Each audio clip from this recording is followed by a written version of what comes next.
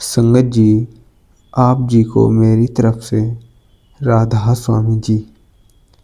संगत जी, आप जी से विनती है, इस छोटे से सत्संग को आप ध्यान से पूरा जरूर सुने। आपको इस छोटे से सत्संग से बहुत बड़ी सीख मिलने वाली है। तो आप जी से मेरी विनती है, इसे आप ध्यान से पूरा जरूर सुने जी। ये मनुष्य जीवन आखिर मिला क्यों है और इसका सही उपयोग क्या है? हम रोज सुबह उठते हैं, काम पर जाते हैं, पैसा कमाते हैं, परिवार की जिम्मेदारियां निभाते हैं। लेकिन कभी रुक कर हमने ये सोचा कि ये सब करने के बाद भी दिल अंदर से खाली क्यों लगता है? क्यों इंसान के पास सब कुछ होने के बाद भी उसे शांति नहीं मिलती? असल बात ये है कि इंसान ने बाहर की दुनिया को तो जीत लिया, लेकिन अपने अंदर की दुनिया को कभी समझ ही नहीं पाया। संत महापुरुष कहते हैं कि ये मनुष्य शरीर बहुत कीमती है, ये बार बार नहीं मिलता, ये 84 लाख योनियों के बाद मिलता है और इसका सिर्फ एक ही उद्देश्य है, अपने असली मालिक को पहचानना। लेकिन दुख की बात यह है कि इंसान इस जीवन को सिर्फ खाने पीने, कमाने और सोने में ही ख़त्म कर देता है और जब अंत समय आता है तब पछतावा करता है। एक साखी आती है, एक आदमी था जिसने पूरी जिंदगी पैसा कमाने में लगा दी, दिन रात मेहनत की, बड़ा घर बनाया, जमीन जायदाद बनाई, लेकिन कभी नाम नहीं जपा, कभी मालिक को याद नहीं किया। जब उसकी मौत का समय आया तो वह बहुत डर गया। उसने कहा, हे भगवान, मुझे थोड़ा और समय दे दो, मैं अब भजन करूँगा। लेकिन समय निकल चुका था। तब उसे समझ आया कि जो असली काम था वो तो उसने किया ही नहीं। भाइयों और बहनों, यही हमारी भी हालत है। हम सोचते हैं अभी तो उम्र पड़ी है, बाद में भजन कर लेंगे, लेकिन कोई नहीं जानता मौत कब आ जाए। मौत कभी बता कर नहीं आती। इसलिए संत कहते हैं, जो करना है आज ही कर लो। अब सवाल आता है कि हम मालिक को कैसे पाएं?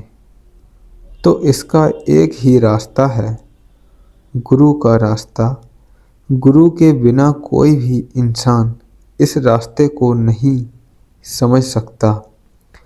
गुरु ही वो होता है जो अंधेरे में भटकते हुए इंसान को रोशनी दिखाता है। गुरु हमें नाम देता है और उस नाम के सहारे हम अंदर की यात्रा शुरू करते हैं। लेकिन सिर्फ नाम लेना ही काफ़ी नहीं है, उस पर अमल भी करना पड़ता है। आजकल लोग नाम तो ले लेते हैं, लेकिन ज़िंदगी में बदलाव नहीं लाते। निंदा करते हैं, चुगली करते हैं, गुस्सा करते हैं, झूठ बोलते हैं, फिर कहते हैं हमें शांति क्यों नहीं मिलती। भाइयों और बहनों, अगर बर्तन गंदा हो और उसमें अमृत डाल दिया जाए तो वो भी गंदा हो जाएगा। इसी तरह अगर हमारा मन साफ नहीं तो नाम का असर भी नहीं होगा। इसलिए संत कहते हैं, पहले अपने अंदर को साफ करो, दूसरों की बुराई छोड़ो, माफ़ करना सीखो, नम्र बनो। एक और साखी सुनिए। एक गरीब किसान था।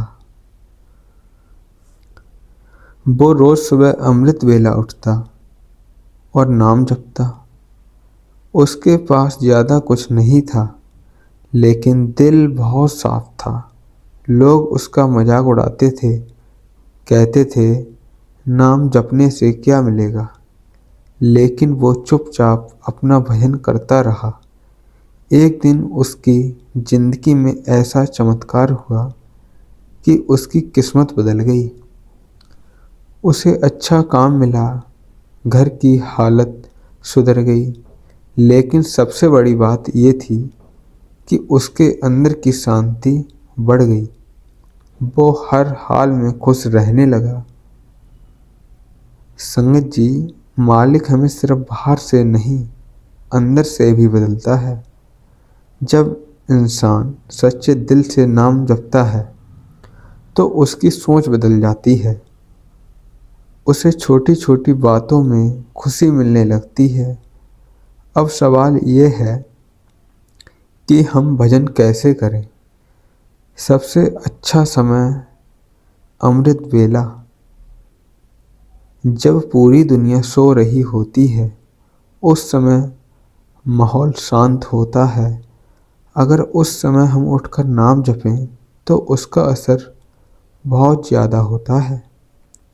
शुरुआत में मन नहीं लगेगा, नींद आएगी, आलस आएगा, लेकिन अगर हम रोज़ थोड़ा थोड़ा प्रयास करें तो धीरे धीरे आदत बन जाएगी और एक दिन ऐसा आएगा जब बिना भजन किए चैन नहीं मिलेगा।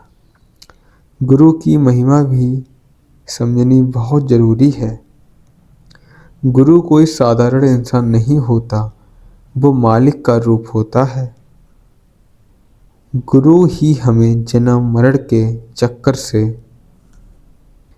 निकाल सकता है, लेकिन शर्त एक है, पूरी श्रद्धा और विश्वास। अगर हम गुरु पर शक करते रहेंगे तो आगे नहीं बढ़ पाएंगे। जैसे मरीज डॉक्टर पर भरोसा करता है, वैसे ही शिष्य को गुरु पर भरोसा करना चाहिए। संगत जी, ये दुनिया एक सराय की तरह है। हम यहाँ कुछ समय के लिए आए हैं, एक दिन सब कुछ छोड़कर जाना है। ना पैसा जाएगा, ना परिवार, सिर्फ हमारे कर्म साथ जाएंगे। इसलिए आज से ही फैसला कर लो कि हमें अपनी जिंदगी को सही दिशा में ले जाना है। नाम जपना है, अच्छे कर्म करने हैं और गुरु की राह पर चलना है, तभी ये जीवन सफल होगा। अंत में बस यही कहना है, समय बहुत कीमती है, इसे व्यर्थ मत गवाओ। मालिक को याद करो, गुरु का सहारा लो और अपने जीवन को सफल बनाओ।